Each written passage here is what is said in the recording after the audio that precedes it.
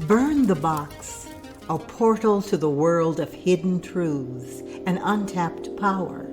A sanctuary where together we unmask the oppression hidden in the shadows far too long. Unscripted, unplanned, unrehearsed. Stay tuned for powerful conversations, thought-provoking insights as we ignite the sacred rebellion of the global majority. Let's begin this incredible journey together. Welcome to Burn the Box. Your host, Dr. Sonali Deepika.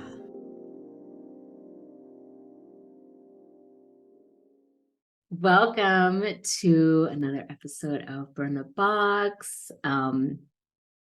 Today, I'm so excited and so grateful to be with Karine Bell, who I feel such a comfort with. We were just talking and I feel such a comfort with, and I realized for me, joining this book, the Book and Body study, a year-long study of Resma's book, My Grandmother's Hands, was my entryway into so much more that came with this smaller group of for somatic abolitionism for therapists and coaches that we've been on. But thank you so much for being here, Karine.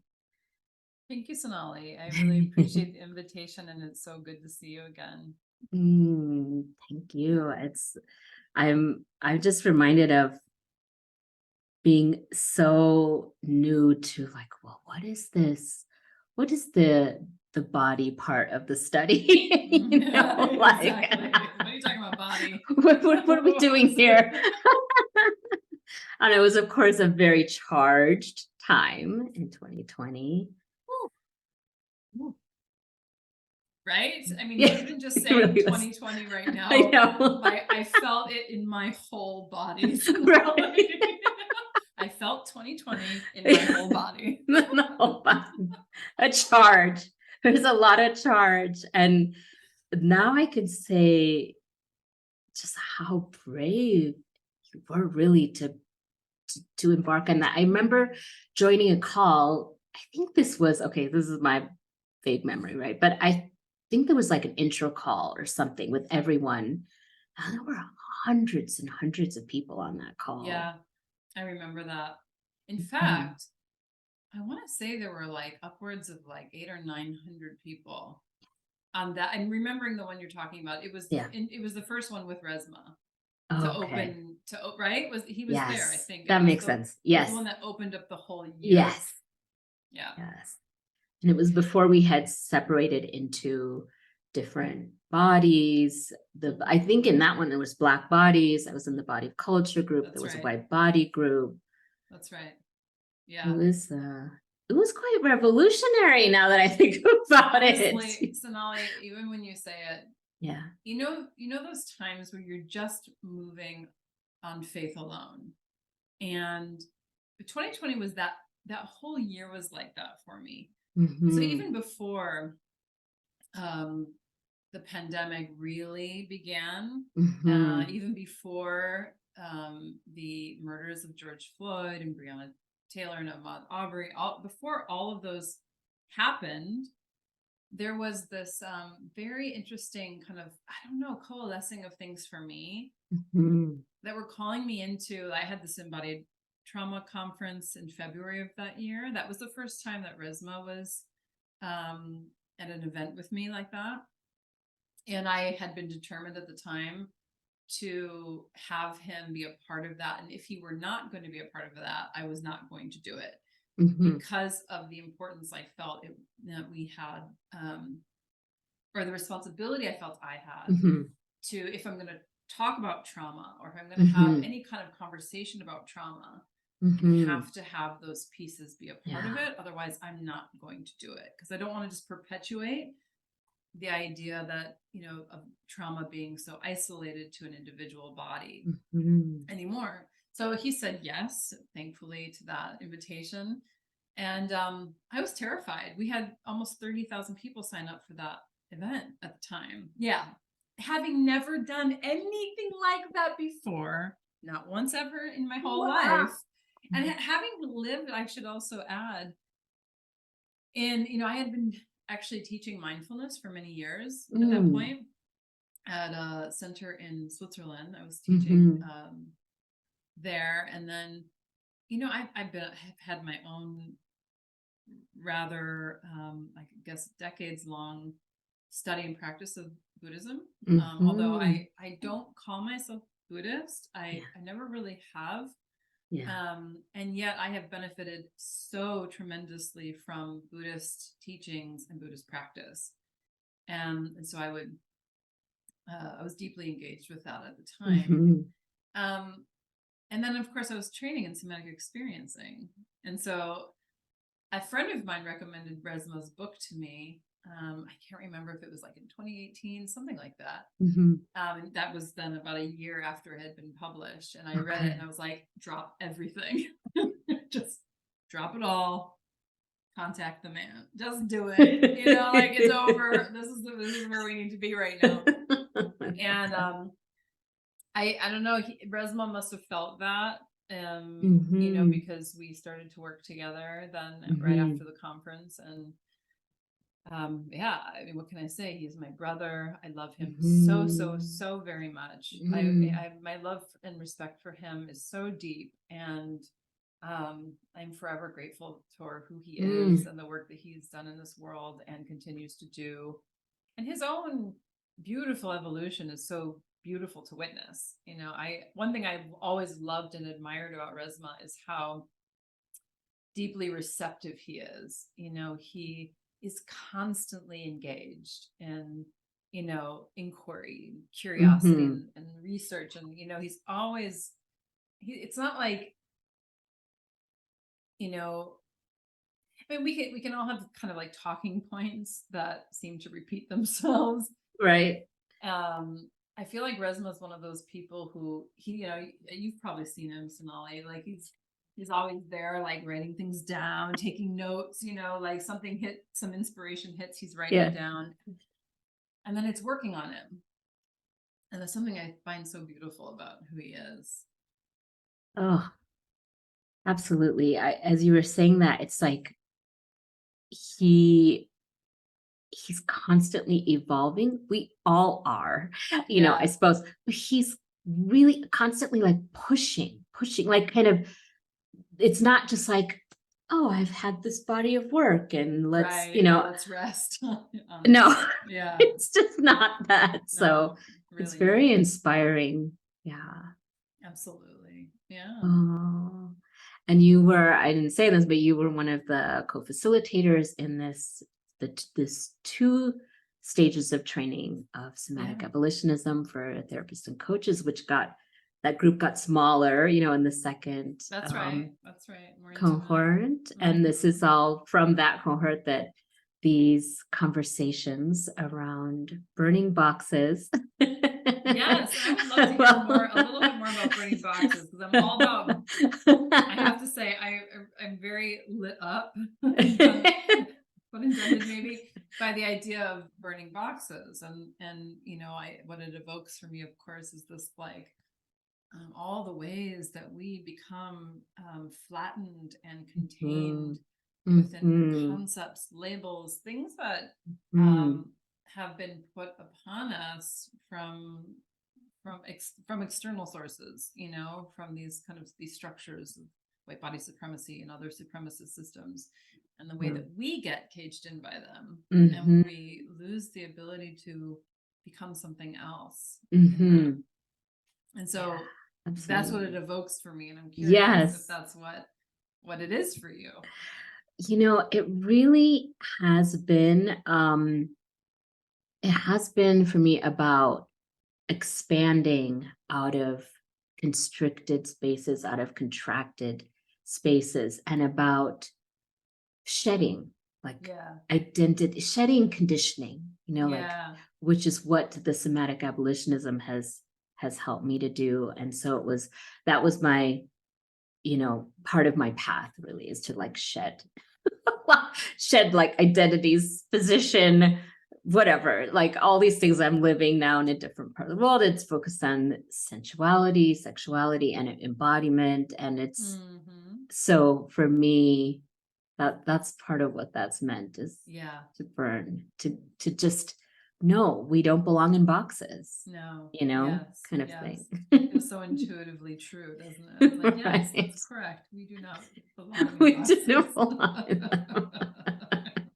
And I love though you use the word shedding.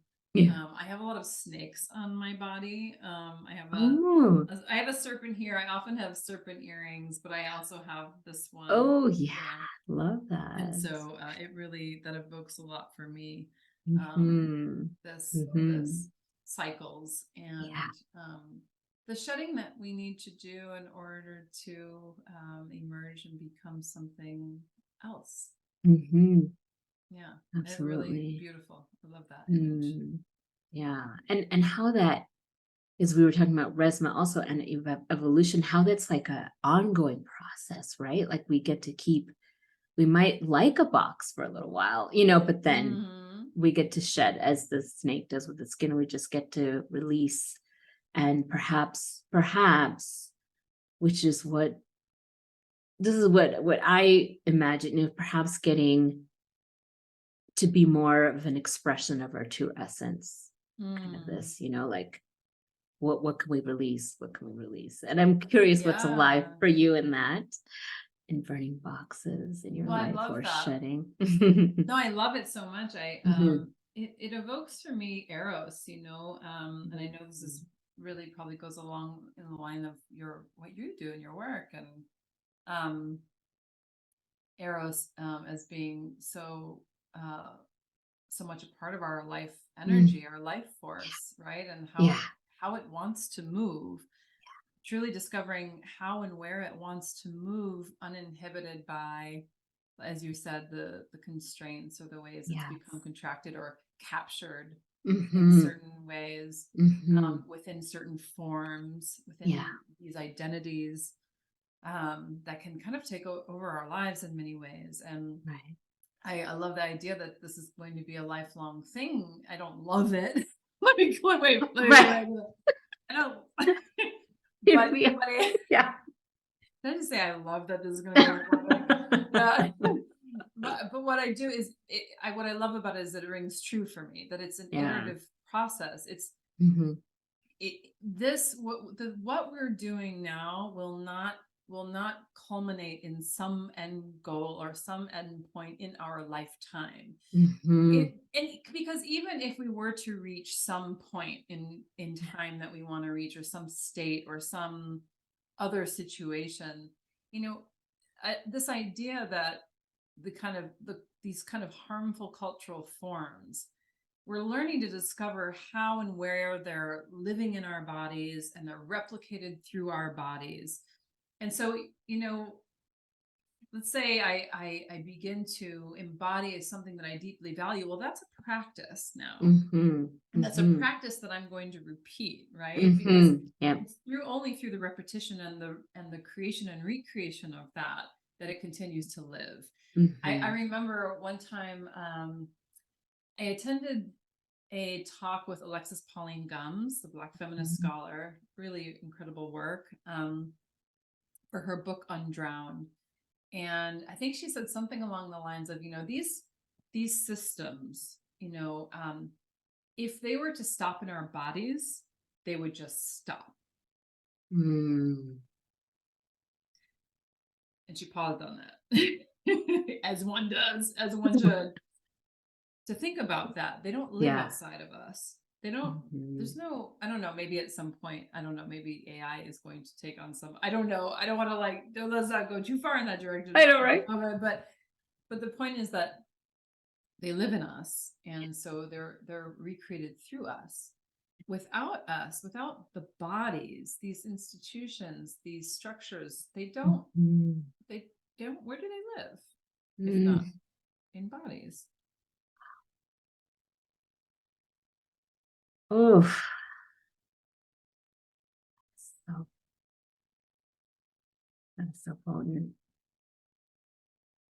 That just really landed, because it's so true. But I often think of these institutions, this systemic it's like, oh, it's this happening, and colonization, capitalism, Mhm. white bodies. But I think of it outside. Yeah. I don't think of it them living within the body, but I mean, yes. it's interesting because they do feel like they take on a life of their own, don't they? I mean, Mm-hmm, even the mm-hmm, way, for example, like Bayo Kumalafe might talk about mm-hmm, whiteness, as mm-hmm, it's almost like it's this third thing that is created, mm-hmm, and it has kind of maybe in some vein like the way that the unconscious, like an archetype, has a mm-hmm. particular like force field in the world. Right. It acts upon us. We're interacting with it. We're relating with it. So it's not like it's Mm-hmm, not there, and at the same mm-hmm. time, it's through us. Does that, if that Yes. makes sense? It feels Yes. like it's a kind of a thing that is created in this in a almost like a collective energetic. Right. It's concentrated, but it's like it comes from bodies. It comes from us Mm-hmm. collectively acting, collectively contributing to this field. Mm-hmm. Mm-hmm. Yeah. And what comes to me is that concept of perpetuation, like it has to happen between bodies, amongst bodies, through bodies. Yeah, it makes me think there's this collective. They're called the Gesturing Towards Decolonial Futures Collective, and they do a lot of really great work. And they talk about Vanessa Andreotti. She's up at the University of Vancouver, I want to say, and she wrote a book called Hospicing Modernity. And they talk about the house that modernity built. And in a similar vein and rooted, a lot of what the way we talk about some of the work that we're doing, or one kind of metaphor or visualization we Mm-hmm. offer, is this one where if you imagine these supremacist systems and structures like white body Mm-hmm. supremacy as a kind of physical structure, right? It, Mm-hmm. like anything that's created in the world, it requires our attention, our time, our care in order to thrive and to be well and to carry on, right? The moment you divert your attention from it, right, and you give Mm-hmm. it somewhere else, so the image that we conjure is like, here's a structure, but we've now like stopped paying attention to the structure. We've Mm-hmm. stopped tending to the structure. That's the idea. We're pulling away our Mm-hmm. energy and our time and our attention from it, and we're giving it to something else that Mm-hmm. we create together. We're putting our hands in the soil. We're tending the soil. We're planting seeds. And in the process, because we've diverted our attention away from the structure, well, what happens to any structure over time that doesn't get the attention it needs? It starts to decay. It starts to Mm-hmm. crack. Mm-hmm. Life, literally, microbial life, fungal life, animal life starts to take over. Plant life. So vines start to grow in the cracks of the buildings because it's Yeah. not the structure's not being cared for anymore. Yeah. Life comes back and it starts to Mm-hmm. take over the structure. It starts to dissolve it, Mm-hmm. and metabolize it. Mm-hmm. And all the while we are cultivating the soil underneath it. And so that the structure itself can't help but collapse over time on its own, almost without us needing to do anything direct to it. Like we don't have to take a wrecking ball to this particular structure. We don't have to do Right. that in this version, of, I would call this like something I've been thinking about a lot, a kind of stream of activism. I'm calling it deep earth activism, and Mm-hmm. at the moment, but it's this kind of, there are many ways in which we need to respond to things in the world that are happening now, that are urgent, right? That we need to respond to. And there's a level of activism that is activated by the urgency in the world. Yeah. And I reflect a lot, especially when there is a lot of suffering and brutality in different parts of the world that are not necessarily directly impacting us right now in our current reality. What responsibility do we have in moments like that to to continue some movement towards another world where these brutalities are not the norm. I feel like it's, if I picture it like kind of different layers of sediment, right? Or maybe the top layer has to move more quickly. It's putting out fires. It's getting aid to people in need. It's, writing Congress people about an urgent crisis. It's that kind of like on the ground, get our voices heard, go out into the streets. Let's make sure that people know, how we feel. Kind of activism. And then, maybe there are kind of layers of that underneath that. And these layers begin to move more and more slowly the closer you get to the core of the earth, which geologically speaking, if anyone's a geologist listening to this, you're like, oh, that's not how it works. This is just an image. I'm like, actually, is that true? When the closer to the core of the earth you get, I would almost think that things move faster. In this analogy, not the good thing. So, but I'm thinking here in other temporalities, right? I reflect on this so often. What is the temporality of a sequoia that's been around for thousands of years, right? There is a form of activism that I think many of us are engaged in spaces like Rooted. I would say this is for sure the vein of activism that we're in, that feels like this kind of deep earth tending. This is about multi-generational culture change, very akin to what Resma talks about, right? This is not, what we're doing is not going to change things tomorrow. It's not going to change things possibly in our lifetime, more than likely. Maybe we'll have, of course, we have ways that we're impacting our lives all the time, and that can happen every day. But the kinds of change that we're dedicating ourselves to, we will likely not see the full fruits of ever in our lifetimes. That's right. And yet we still do it, and we still find that there's a sacred act of service in that doing. Oh, yeah, absolutely. When you were just describing that, I was reminded of this, what Resma will talk about 7 generations, right? Like this, before bigger changes happen in these systemic oppression, these like forces of systemic oppression, which we know comes out of like indigenous cosmologies, right? This is this idea that we are deeply, that we can be deeply responsible to not just our ancestors, also our ancestors, and also to our, what I've heard being called the future ancestors, right? Our future ancestors. Yeah, absolutely.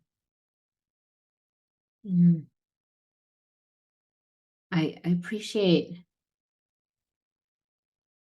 thinking about these different concepts of time. Like, I'm going to say something that I don't know a lot about to really describe it.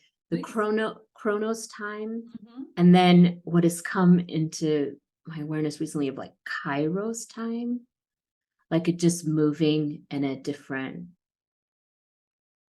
pace, Absolutely. I mean, imagine, I feel like it takes us so, I'm sorry, Sonali, is there anything else you wanted to say? No, I just wanted to name that. Yeah, no, it's so interesting. I honestly don't know if I could speak directly to Chronos and Kairos time, but I do know that this concept of deep time, which might be very directly related, is something that I think through a lot of just reflection and meditation on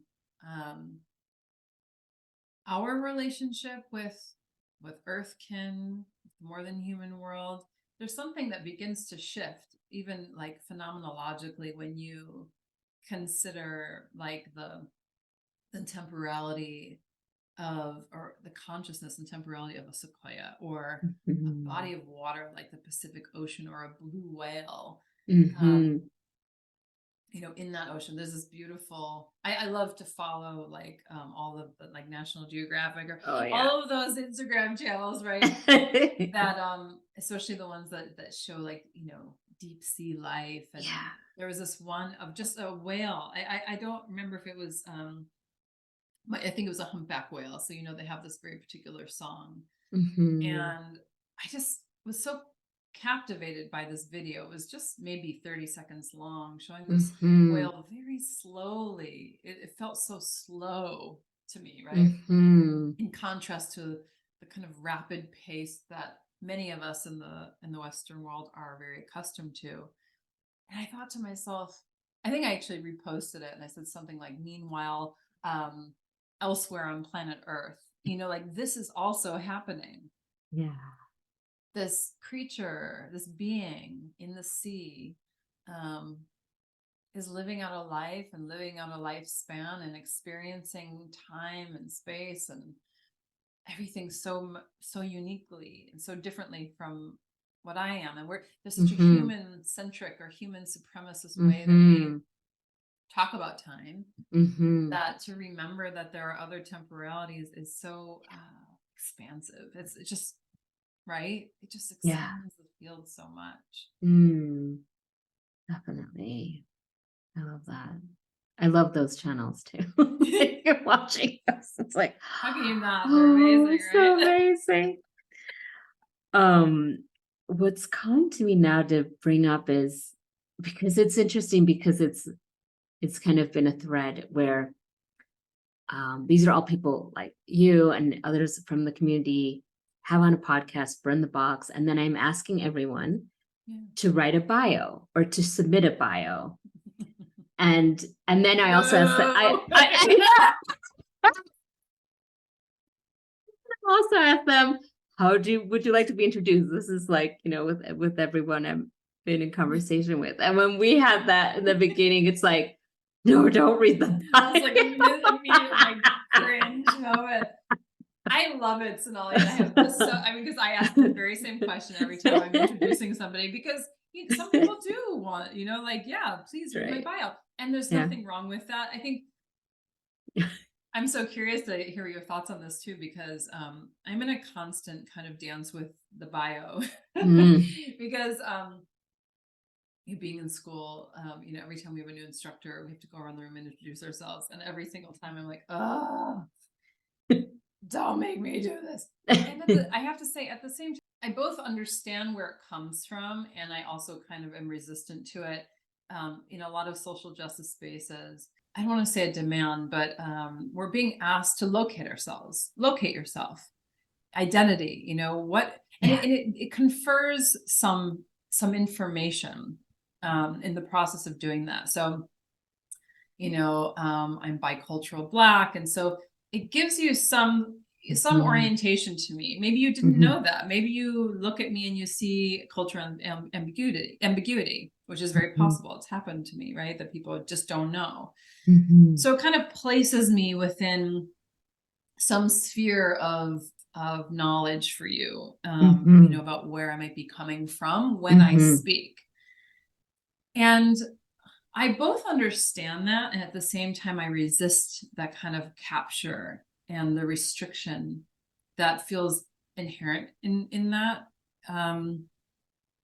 Because simultaneously, while it might give you a sense of where I'm coming from, it also creates a box for you to place me in, right? And then maybe that box, that box might be very differently constructed depending on your own experiences, your own history, your own the identities that kind of make up who you are, how you know yourself at the moment, right? That might be constructed very differently, but I exist within that box often then. And in that box, I'm not very free, am I, to be known otherwise or to encounter me otherwise. And there's something so constraining to me about that. There's, again, I see both. I see both the desire to know and to place place a person and kind of know where they're speaking from. And how does that limit us from becoming something else? My initial hesitation or resistance around that, it's also very rooted in my own childhood experience. And I know you being, having been trained as a psychiatrist will understand this well. I I grew up with a psychiatric nurse as a mother. Wow. So in my early days, I experienced a lot of abuse in the home. I went through about 12 years of sexual abuse and a lot of upheaval just in terms of my relationships. My mother had a lot of her own sort of mental illness diagnoses with bipolar disorder and borderline personality disorder. So she, you know, she had a lot that she was coming into parenting with as well. And in my early days, I struggled a lot, a huge amount. I mean, not many people know. I mean, I was institutionalized a couple of times as a teenager. Gosh, I missed from, I think it was around the third grade. The third grade was maybe not so bad. Fourth was starting to kind of tip into it, but fifth grade, I missed a lot of school. I was starting to have like really overwhelming anxiety, depression, a lot of things that, you know, symptomatically would fit into these categories of, you know, that are assigned in the DSM. Very much. In the Merck manual, as we used to refer to it in my house. The problem for me, you know, being a 9-year-old child diagnosed with depression, you know, you don't have a lot of agency to, of course, and you're 9 years old. So how well can you actually understand and articulate what's happening or advocate for yourself in some manner? And I remember being put on antidepressants at the age of 9. And I took them for about 3 weeks and then I stopped. I have a stubborn streak that is so deep in me. And I've said in other spaces that I really bless that stubborn child oftentimes, because I felt like there was something either within me or guided in my life that allowed for some level of awareness that this was not the answer. Very little attention was paid to my environment. Very little attention was paid to the dynamics of abuse. Very little attention was paid to what was contributing to what I was experiencing as trauma. And so what happens as you likely well know, is that when we can't consider what's going on, not just in the family or the community, but at a kind of structural, cultural level, historical even, when we don't have that context, what happens is that it becomes like the locus of focus, so to speak, becomes our bodies, our individual bodies in a hyper individualist cultural context like modernity. It was all located within me. I'm the problem now. I no longer fit into any kind of norm for behavior, and therefore I am medicated, right? I'm pathologized. My behavior is pathologized, and I'm medicated for that. Please don't get me wrong. I'm not saying that there's no place for medication. I absolutely don't believe that. I do believe and have experienced the ways in which our experiences can become, they're medicated away rather than understood contextually, like contextualized, right? That context is missing. And again, it's that context that Resmaa really talks so strongly about. It's the context of history. It's the context of culture. When that's gone, it's just on us. So I fought it. I fought it like hell. And later on, I was actually diagnosed with with bipolar disorder. When I was about 15 years old, I was diagnosed with that. Again, a lovely psychiatrist that worked with my mom. I actually loved him. He was such a kind man. And he was very much a product of this particular industry. And even when the motives of the individuals within it are altruistic, and he gave me lithium, again, I just didn't take it. I refused. What I learned later, much later, especially when, I got into the world of somatic practice, and I had to kind of journey into it through meditation, and then having to meet a lot of my trauma in the world of meditation was very, very difficult. If you can imagine. We can talk about that one. that led me, of course, into somatic awareness practice, and that led me into somatic experiencing, where I was really, really grateful to understand something about how trauma actually manifests in our bodies, right? And how it's becomes evident in our behavior, how it can over time lead to the construction of some personality. And through a lot of that work, I don't have any recognizable traits of what was at the time, this label that was given to me, bipolar disorder. I don't have any of those recognizable traits anymore. So again, I'm careful to not apply that to everyone who's given such a diagnosis. And at the same time, there's more to be understood in all of that. Absolutely. I'm curious about what your experience was like with that. I mean, being a psychiatrist yourself, having been trained that way. Yes. I so appreciate you sharing. This just felt so tender to me, hearing about your experiences growing up. And yeah, I could say a few things, but what I'll say is I will say I didn't go to medical school thinking I was going to be a psychiatrist at all. I wanted to work with children, and so I thought I was going to be a pediatrician. But then while I was in 2 years into medical school, my younger brother and only sibling took his life. And then I was processing that, for a while. And then a year after that is when I was on my psychiatry rotation and was like, it felt really good place to be in that 1 year anniversary as a student. And I'm, trying to find my way through like this immense grief and all these things. And that felt in the world of medicine, I'll say like that was a good place for me to be in that moment, where I'm with people who in the world of medicine have chosen to focus on emotional, behavioral, kind of things. Like it just felt like it was a softer place because I could have been anywhere. I could have been with the surgeons or like not to say anything that surgeons are bad, but like that's not a soft place, Right.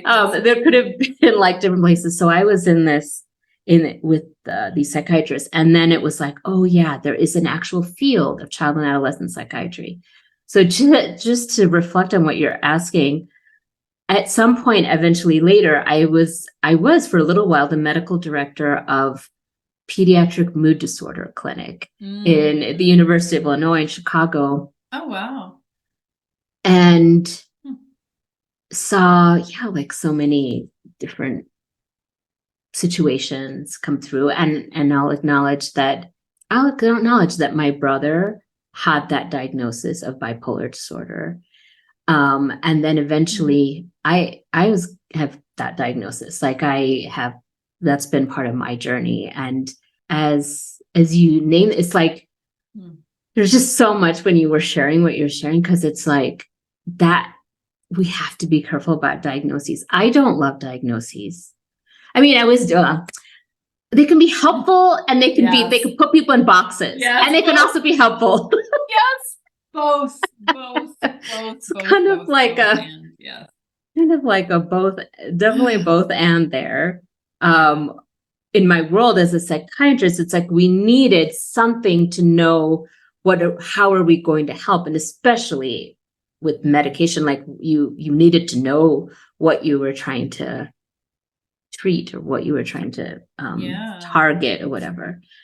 And then like as you were talking, it's like, oh, good for you for just not allowing, and you were young, but not allowing people to put you in these boxes.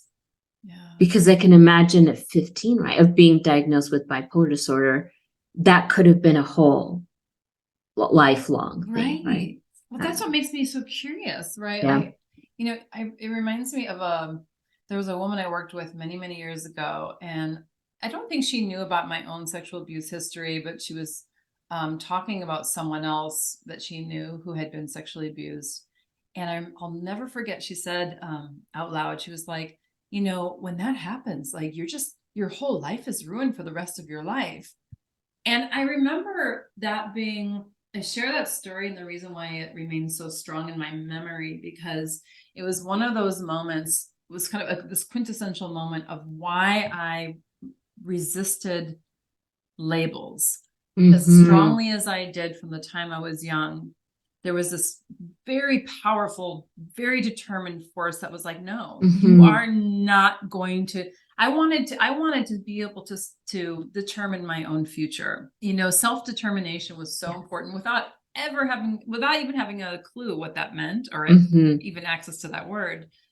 There was something about the way that these ideas, even that statement, that thought, that idea, the way it can capture someone and shape how they even relate to themselves, then how they meet the world. And I mean, it took me a long time. I had to go on my own journey with what it meant to.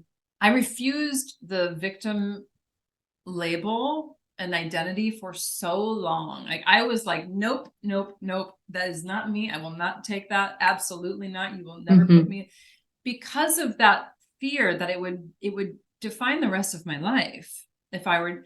And it took me a long time to realize that I had to get in touch with the part of myself that had been victimized and meet it and acknowledge it and say that absolutely, that was an experience of victimization. And that is not the totality of who I am. It took a long time for me to get there, I would say, and I had support in that. But what I was refusing all those years was exactly that idea that now who I am or who I can become is going to be prescribed for me and not by me. Hell no. No. Nope. That would be a nope. No. Not in that box. Not or in that any box. box. Burn that box. Burn that now. box. Okay, burn that box. Yeah. Oh, that there's just something that really comes through with like strength, empowerment, resilience, just kind of that. I don't know, what's coming to me is just like the magnificence of the human spirit, kind of thing. Like, we can have things done to us. We can be victims at times. We can experience lots of different things, and it's not who we are. And we're something much larger. I love that how you named that. That was really beautiful. It is. There's a quote by a Western Dharma teacher, but I used to sit with her in retreat, and this quote was, I hope I'm going to get it right, but it was, the greatest gift we can give ourselves and others is to free them and ourselves from fixed perceptions.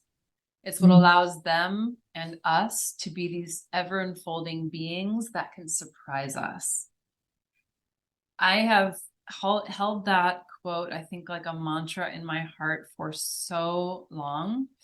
There is something about our ability to meet ourselves and each other where we are, right? There are definite realities. We have to meet each other where we are, and ourselves where we are right now, and hold this space for what we can become and how we can evolve beyond, outside the confines of this particular experience. And that's been a really, really important kind of dance to be with, to honor, to acknowledge, as in all of this work. It's the same idea with this like concept that of racialization, this quote by Resmaa, race is a myth with teeth and claws. It is both the product of this this thing we call modernity, coloniality, right? And it has historical and cultural roots. This project of racialization that made this matter, made the epidermis, made our skin and maybe phenotypical features matter in this world. We have to acknowledge that it continues to impact us and our siblings around us in in different ways. Mm-hmm. And at the same time, how are we holding space or creating spaces where we get to dream into an otherwise way of knowing ourselves and others, right? Like, Mm-hmm. we didn't ask for this construct to be placed on us and between us Mm-hmm. and create the divisions that it's created. So we need to hold respect for the impact that it's had on us and continues to have. And we get to create the future. We get to dream it. That feels important. Mm. Absolutely. Yeah. Or having agency in our lives, in our future, in what's evolving. Like what we kind of reminded me of what you were saying earlier about what we pay attention to, right? It's like what are we tending to? You know, you have that like tending to the roots comes into your work, but what are we tending to? What are we nurturing? What are we feeding? Like, we get to choose what part that we're doing that exactly for, you know. Yeah, I think that's why I mean I would say a while back I really we had a second tending the roots. The first one was in, I think, 2021. The second one was in 2022. And we had the time, this shift in our focus from trauma to liberation. Mm-hmm. And I became so curious about what are the technologies of liberation that is, the focus is shifting from how and where we continue to suffer under these structures to where desire lives. For each of us individually and collectively within them, and nurturing that, right? Like nurturing that, because that is some potent, powerful, sacred, magical, alchemical energy that has the power to undo these structures without us not that we don't acknowledge the trauma and the suffering. That's real too. But within the heart of all of that is desire. There's a desire for something else. There's a desire for another way that we could be living, loving, relating in our own bodies, between bodies. And I want to nurture those tender seeds of desire. Where do we want to go with all of this? And how does play and laughter and song and dance and music, how does all of that contribute to the realization of those worlds, those futures? Yes. And I know that's part of your work too. Yes. That's what you're doing too. Doing that like full resonance, full body yes to that. And I realized I didn't realize where the time went. I honestly didn't. So I know. I can't believe it. Oh my goodness. How is it 1 o'clock already? Oh my gosh. I'm sorry. I was really thought like, oh, how much time do we have? But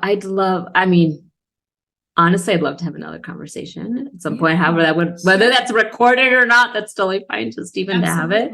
Yeah. There's just so much that's come through with what you shared. So thank you so much. And I would love for you to share where people can find your work, like I did 3 years ago. It's really been life-changing for me that you allowed yourself to be seen, that you were brave, that you put yourself out there in that context, at this heated, charged moment. Like, yeah, it's really inspiring to me. Thank you. So yeah, whatever you'd like to share about, because I know you have different offerings. I know you have a community. Thank you. I really appreciate that. And I appreciate the comment about bravery, because it does feel like a continual commitment to be brave, honestly. And sometimes that's easier and sometimes that's harder to do. And I do have commitment to it. So I really appreciate that. Yeah. So yeah, I'm one of the co-dreamers in the Rooted Global Village, and this is kind of our jam, is to we don't call ourselves a community. It's a communal space. And the reason why is that I think it was an acknowledgement that there's so much that we're tending on the road to community, and we want to honor what that means when that word is evoked. Mm-hmm. It's a powerful word. It evokes a lot for different people. And we're trying to acknowledge that we're actually looking at tending all of the ways in which our experience of community has been harmed, right? So we're doing repair work. I mean, we're learning how to be in a relationship again. We're tending a field of relationship. We're tending to relational wounds. But we're doing it through a lot of these technologies of liberation. It's a lot about building capacity in our bodies to stay not just with the charge, although absolutely with the charge of some of the themes that we might explore, but also with the joy. How can we increase our capacity for joy and pleasure and desire and all those things? I'm just thinking right now of my dear brother Cliff. He holds these spaces. Afro-rhizomatic dance is one of them, and the other is resounding joy, where we sing songs from all over this beautiful globe in different languages, and we're encouraged just to to try, right? And I love the challenge to the US centrism that can kind of settle into a lot of spaces that are rooted in the United States in particular.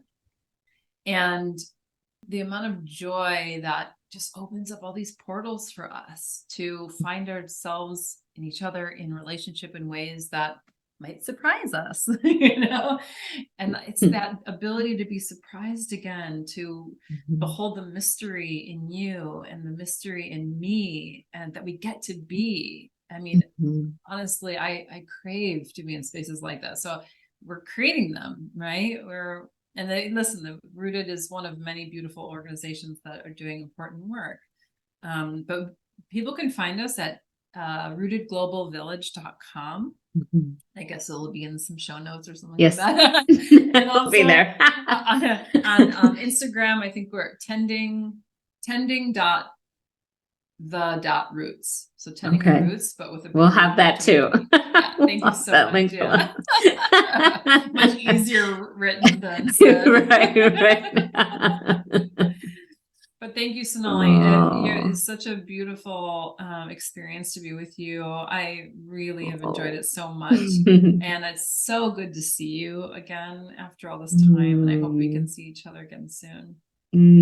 Oh, thank you so much. I think what you've helped create with the community, because I'm not right now in Rooted and Embodied, but I have been kind of a time factor, but it's such a beautiful space, somatic abolitionism, where I feel us as a community continuing to